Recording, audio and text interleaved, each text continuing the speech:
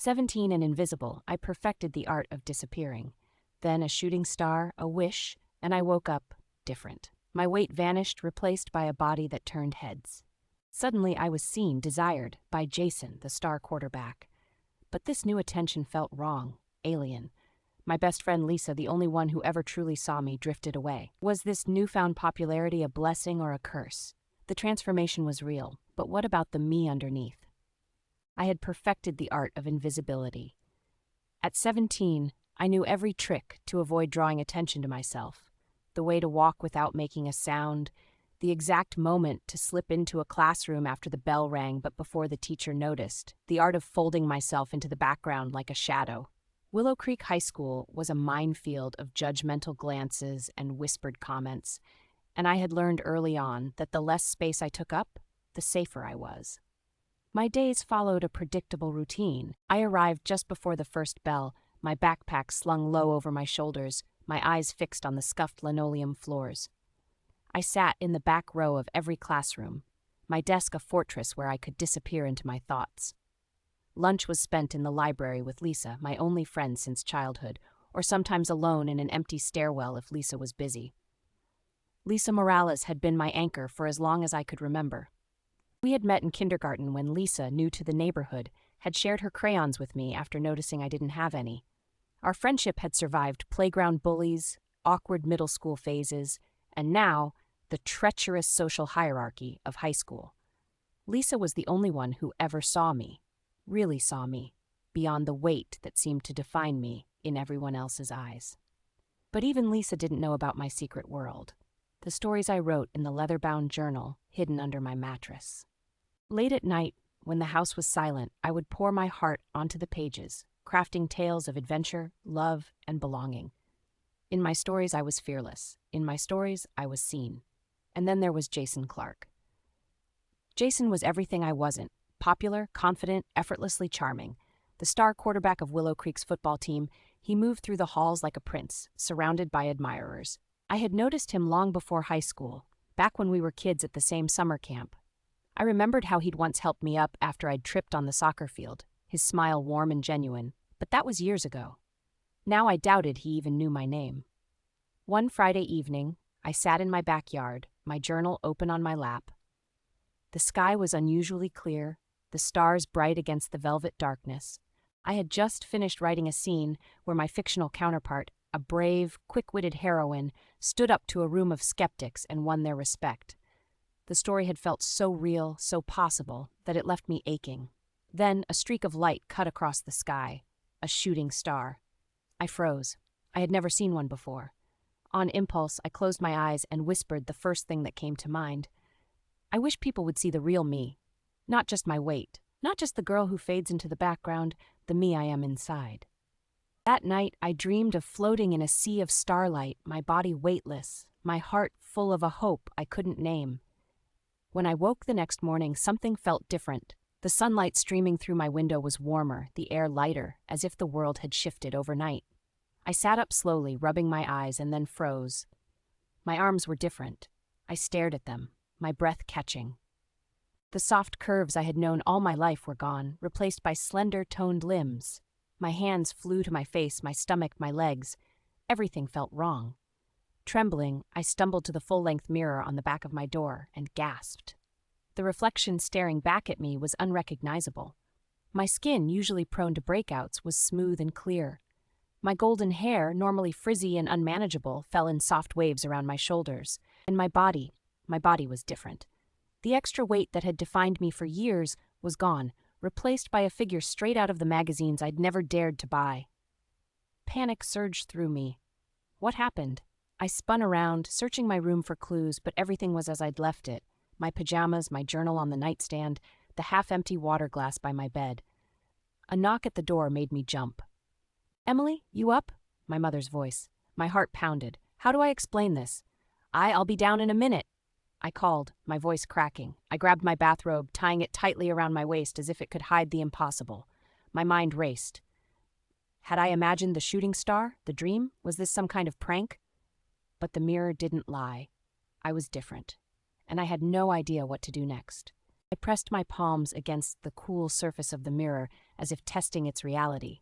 The girl staring back at me had my eyes, the same hazel flecks in the irises, but everything else was different. Better. The kind of different that would make heads turn in the hallway at school. My fingers trembled as I reached for my phone to text Lisa. Then I stopped. How could I possibly explain this? Hey, I woke up magically thin and beautiful this morning? Lisa would think I was joking, or worse, lying. Breakfast was a nightmare. My father barely glanced up from his newspaper, but my mother's eyes lingered. You look refreshed today, honey, she said, pouring orange juice. I nearly choked on my toast. Was my own mother not seeing this? Or was she just being polite? The weekend passed in a blur of stolen glances at mirrors and frantic online searches for overnight physical transformation. Most results were about puberty or extreme weight loss stories. Nothing like this. By Sunday night, I had settled on a theory. Temporary hallucination. Maybe I was sick. Maybe I'd wake up tomorrow and everything would be back to normal. Monday morning proved that theory wrong. The moment I stepped off the bus, whispers followed me like a wake. Heads turned. A group of cheerleaders, girls who had never acknowledged my existence, suddenly swarmed around me. Oh my God, Emily. Sarah Jennings, the squad captain, gushed. Did you do something different with your hair? You look amazing. My stomach twisted. This was everything I'd ever wanted, wasn't it? To be noticed, to be included. So why did it feel so wrong? The day unfolded like a surreal dream. Teachers double-checked their attendance sheets when I raised my hand. Boys who had tripped me in the hallway last week now held doors open. And Jason Clark, beautiful, untouchable Jason, smiled at me in chemistry. Actually smiled, like I was someone worth noticing. But the worst moment came at lunch. I automatically turned toward the library, my usual refuge, when a hand caught my elbow. Where are you going? Lisa asked, her brow furrowed. Then her expression shifted to something I had never seen before, a mix of hurt and confusion. Oh, I get it. You're sitting with them now. My heart cracked. No, Lisa, wait. But my friend was already walking away, disappearing into the crowd as easily as I used to. That afternoon, as I fled to the safety of my bedroom, I realized two terrible truths. First, people really did treat you differently based on how you looked. Second, the person I'd been before, the one nobody saw, might be gone forever. The next morning, I found a folded note in my locker. My pulse raced when I recognized Jason's messy handwriting. You looked really beautiful yesterday. Want to sit together at lunch? JC. The paper trembled in my hands. This was everything my journal-dreaming self had ever fantasized about. So why did it feel like I was stealing someone else's life? The cafeteria buzzed when I approached Jason's table. His friends exchanged glances, but Jason just scooted over, making space. Saved you a seat, he said, grinning. My skin prickled with dozens of watching eyes as I sat. The conversation flowed around me. Football, parties, college plans, topics I'd never been included in before. When I dared to speak, the table went quiet, everyone actually listening. It was intoxicating, terrifying.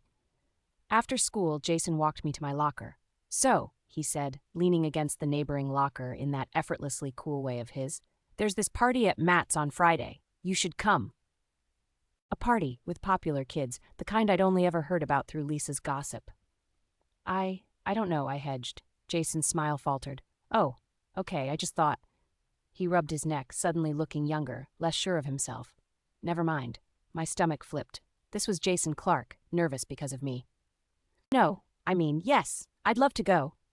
His grin returned, brighter than before. Great, I'll pick you up at 8. As he walked away, I pressed my forehead against the cool metal of my locker. I was going on a date with Jason Clark. The universe had finally given me everything I wanted. Well, so why did I feel like I was betraying someone? At home, I stared at my overflowing closet, full of loose, dark clothes meant to hide my body, nothing party-worthy, nothing date with the quarterback appropriate. I was still staring when my phone buzzed. We need to talk. My throat tightened. I typed 3 different responses before settling on, I miss you. Can we meet tomorrow? The reply took forever. Finally, library, before school.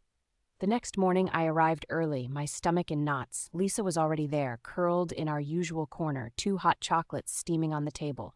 A familiar sight made my eyes burn. You look different, Lisa said bluntly. Not you look beautiful or what happened to you. Just different, I swallowed. I know, I don't understand it either. Lisa studied me for a long moment. Are you happy? The question caught me off guard. Was I? I don't know, everything's changing so fast. Lisa nodded like she'd expected this answer. Just remember, she said, pushing one of the hot chocolates toward me, you were enough before, you're still enough now. My vision blurred. I reached for Lisa's hand, but my friend stood abruptly. I gotta go. But Emily? She paused. Be careful with Jason. Popular guys don't change overnight. Not really.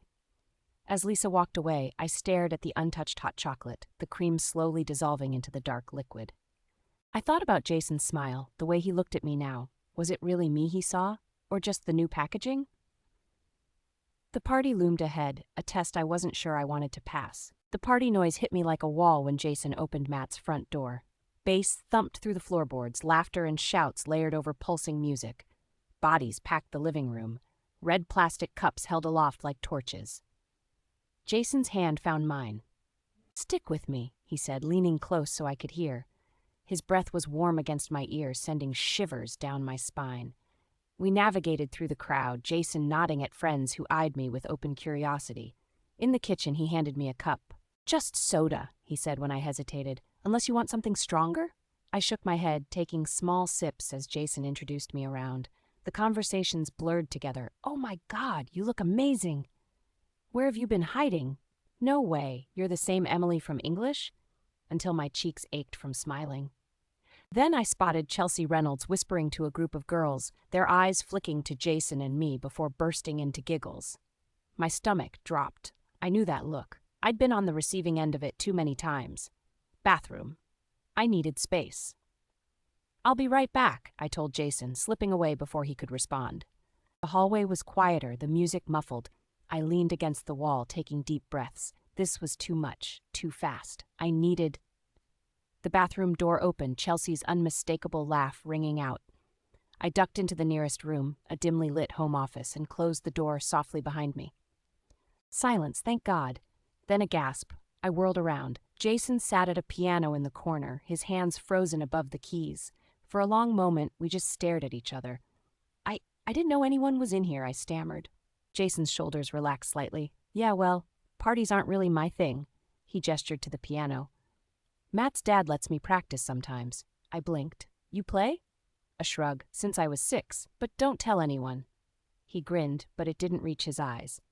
Football players aren't supposed to like Chopin. I stepped closer, drawn by the vulnerability in his voice. It's beautiful.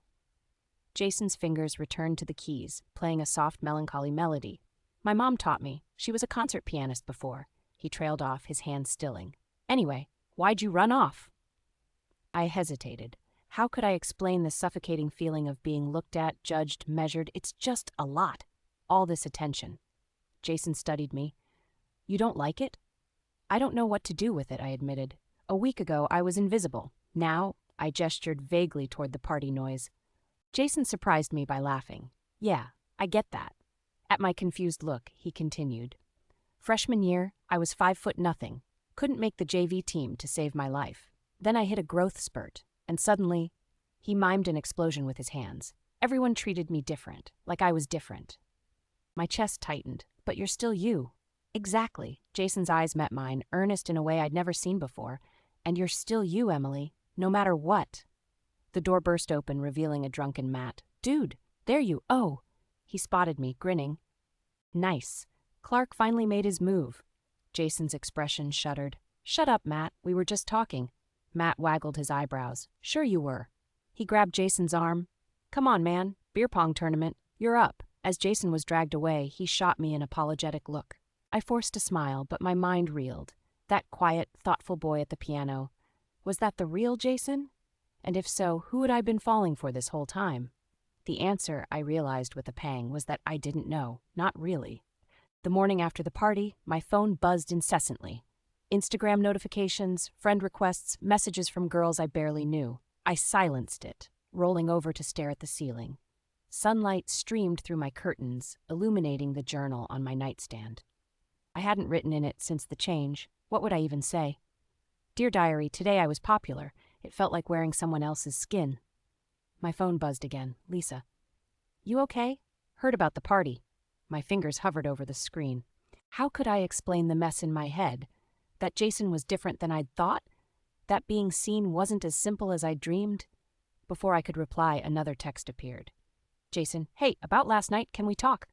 My pulse jumped. I typed 3 different responses before settling on, sure, when? Now? I'm outside. I bolted upright. Outside? I scrambled to my window, peeling back the curtain. Jason leaned against his car in my driveway, looking up at my window. When he saw me, he waved awkwardly. 5 minutes later, I stepped outside, tugging at my sweater sleeves. Jason stood straighter when he saw me. Hey. I wrapped my arms around myself. What's up? Jason scuffed his shoe against the pavement. I wanted to apologize for Matt being an idiot last night, and he took a deep breath. For not being honest with you. My brow furrowed. About what? About why I really asked you out. His ears turned pink. It wasn't just because you're, he gestured vaguely at me. Pretty now, my stomach twisted. Oh, I mean. Jason ran a hand through his hair. I noticed you before, last semester in English. You gave that presentation on To Kill a Mockingbird. You said something about how Scout saw the world differently because she wasn't afraid to be herself. He met my eyes. It stuck with me. I remembered that day. I'd been terrified, my voice shaking, certain no one was listening, but Jason had been? Then why now?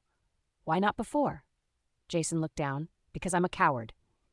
The raw honesty in his voice startled me. It's easier to be who everyone expects me to be. The football star. The guy who dates cheerleaders. He shook his head. But that's not all I am. I thought of him at the piano, the way his guard had dropped. I know. We stood in silence for a moment, the autumn leaves swirling around us. Finally, Jason spoke. I like you, Emily. The real you. The one who writes those amazing stories. The one who stood up for that freshman who was getting bullied last year. He smiled shyly. The one who probably hates all this attention as much as I do. My throat tightened. He saw me. Really saw me. Not the before or after, but the person in between. I like you too, I whispered. The piano-playing, Chopin-loving real you. Jason's grin lit up his whole face. So, friends? Friends, I agreed. Then, before I could overthink it, I added, who maybe go on dates sometimes? Jason's laugh was warm and bright. Definitely. As he drove away, I realized something astonishing. I felt lighter than I had in weeks. Not because of my changed body, but because for the first time since the shooting star, I felt like myself again. The next few weeks passed in a blur of stolen moments. Study dates with Jason at the library, where Lisa gradually rejoined our table, quiet afternoons listening to him play piano, even a double date with Lisa and her boyfriend, where we laughed until our sides hurt.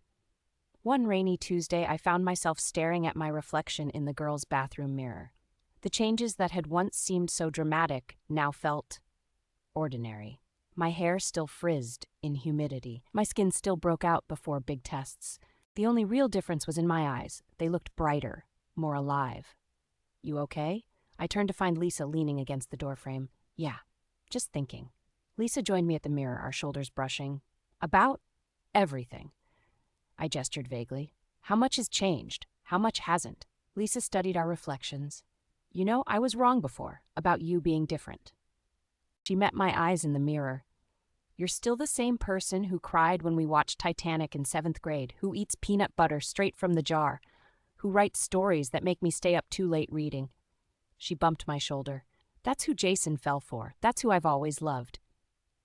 My vision blurred. Even when I was invisible? Lisa snorted. You were never invisible to me. She paused. But I get why you felt that way, and I'm sorry I made you feel worse. We hugged, the kind of tight, wordless embrace that only childhood friends can share. When we pulled apart, Lisa grinned. Now come on, your boyfriend is waiting, and I heard he's planning something sappy for your 1-month anniversary. I groaned. It is not 1 month. But sure enough, Jason met us outside with a single sunflower and a sheepish smile. So, I may have told Mrs. Reynolds we'd start a school newspaper column about student life.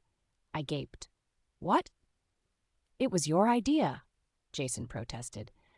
That night at the party, you said the school needed a place for real stories, not just the polished stuff in the yearbook. He handed me a permission slip. She said yes, if we can get it approved by Friday. Lisa whistled. Damn, Clark, that's actually. She smirked, kinda sweet. I took the paper, my heart swelling. This was better than any fantasy I'd written in my journal. This was real. We'll need a name for the column, I mused. Jason grinned. How about the invisible things? You know, the stuff people don't always see. My breath caught. Perfect. That Friday, our first column went live, a piece by Jason about the pressure of being the golden boy, and one by me about what it really meant to be seen. By Monday, our inbox was full of submissions from students eager to share their own hidden stories. At graduation, when Jason played piano during the ceremony and I received an award for my writing, we stood hand in hand, no longer hiding who we really were. And when we kissed as the caps flew into the air, I knew the real magic hadn't been in changing how I looked, but in finding the courage to let myself be seen, exactly as I was. Epilogue. 10 years later, I stood at a bookstore podium, facing a crowd of eager readers. My debut novel, The Invisible Things, sat in stacks around me. At the back of the room, Jason balanced our 3-year-old daughter on his hip, both of them grinning at me. A teenager raised her hand. Is the story true? About the girl who changes overnight? I smiled, my fingers brushing the silver star pendant at my throat, a gift from Jason on our wedding day. It's true in all the ways that matter, I said. We all have moments that transform us. But the most important changes? I met Jason's eyes across the room. Those happen on the inside. As I signed books afterward, a shy girl approached, clutching a well-worn journal. I want to be a writer too, she confessed, but no one ever notices me. My heart ached with recognition. I took the girl's hand. The right people will see you, I promised. But first, you have to see yourself.